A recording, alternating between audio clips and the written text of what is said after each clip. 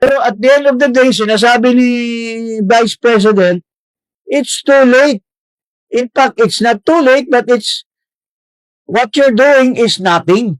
Because 3 taong pinabayaan mo at lumala ng lumala ang korupsyon, Marcos Jr. You are the culprit of all these things that is going on with our country.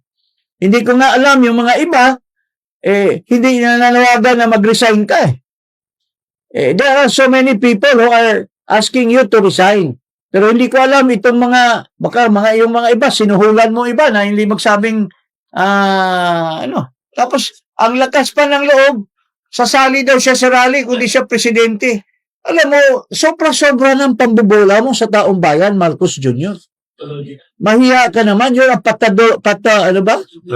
Sabi nitong kasama ko, pathological liar ka daw Ever since. Pero Sek, yung tanong ko, sabi niya kung hindi siya presidente, kasama siya sa rally. Pero kung hindi siya presidente, baka walang rally. Tama, it's the chicken or the egg. And it just so happened that the egg is that since you were the president and you were incompetent,